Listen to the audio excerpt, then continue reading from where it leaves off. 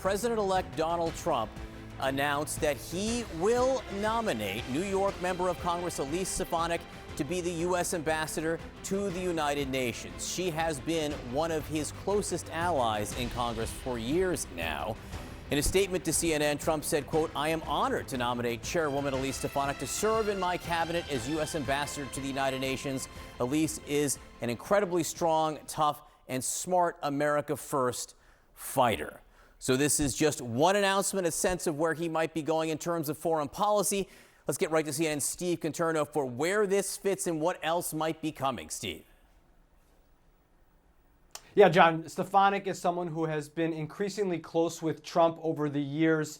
She was actually one of his, not on the short list to be a potential running mate for Donald Trump. She campaigned pretty aggressively for that job. Ultimately, though, did not make his final three and obviously was not the choice. But she was always in line for a potential job in the Trump administration, and now she takes the job of UN ambassador, assuming that she is confirmed. It's also a job that Nikki Haley once had, interestingly enough, someone who ultimately grew to become one of Donald Trump's biggest rivals in the Republican Party and who will not be part of his administration this go around. She joins Tom Homan as the two people who have already been named to positions in a new Trump administration. Homan will be a border czar. He was, of course, Trump's ICE director in his first term as president. He is someone who has been intimately involved in shaping Trump's immigration policies. He actually wrote an entire chapter for the Project 2025 book on immigration and was a contributor to that.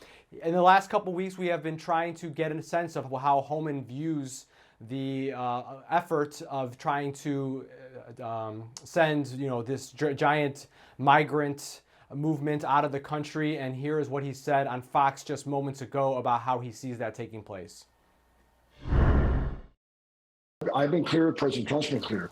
Public safety threats and national security threats will be the priority because they have to be. They pose the most danger to this country. So we're going to prioritize those groups, those who always have final orders, those that had due process at great taxpayer expense, and the federal judge says you must go home, and they didn't. They became a fugitive. Where does operations have to happen? Here's why, Steve. Where do we find most victims of sex trafficking and forced labor trafficking? At work sites. And the Biden administration shut down work sites. Now, all these decisions are coming from Trump as he stays camped out at Mar-a-Lago in the weeks since his re-election, where he is getting a lot of influence from many of the people who were key to his victory, including RFK Jr., Susie Wiles, who has gone from campaign manager to chief of staff, and also Elon Musk, who obviously was intensely involved in the effort to get Donald Trump elected. He has had an outsized role in shaping the influence around Donald Trump's new administration. We always knew he was in line for some sort of role, potentially overseeing spending, but it has been far more expansive than that. And he has grown apparently close with the Trump family. Take some look at some of the pictures posted to social media by Trump's granddaughter with Elon Musk with the Trump family, and clearly is finding himself with an influential part of Trump's early sort of cabal of people who are helping set up his new government. It's an interesting development given how much wealth he has, how much conflicts he has throughout the world, what he has already done in China, what he is doing with the war effort in Ukraine, and it will be interesting to see what role he has, official or otherwise, in the Trump administration going forward. Yes, fingerprints, Elon Musk's fingerprints or Twitter prints all over the place right now during this transition. Steve Conterno, thank you very much for that. We just heard announced that Tom Homan, the former head of ICE, is going to be Trump's border czar. He had a conversation on 60 Minutes. I want to play a little bit of that. Is there a way to carry out mass deportation without separating families? Of course there is.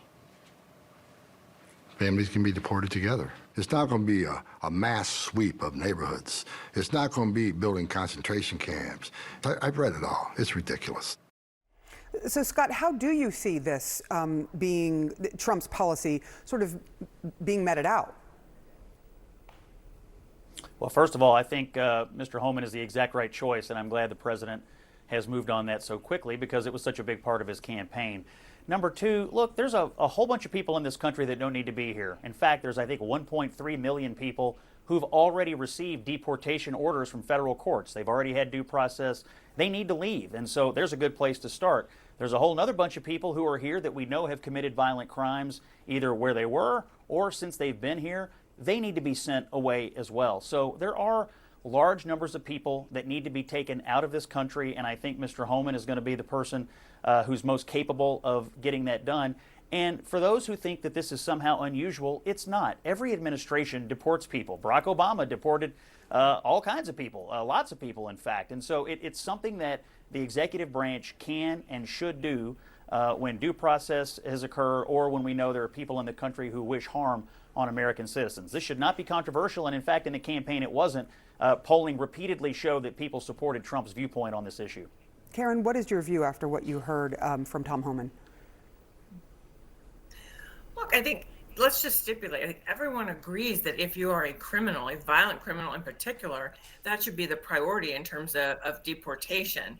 And so I don't think there's disagreement on that. And again, with regard to others, I think the questions, and we'll have to see, frankly, how it unfolds, because we really weren't given details during the campaign. What we just heard from Mr. Homan, that's actually more detail than we got largely during the campaign about how this would work.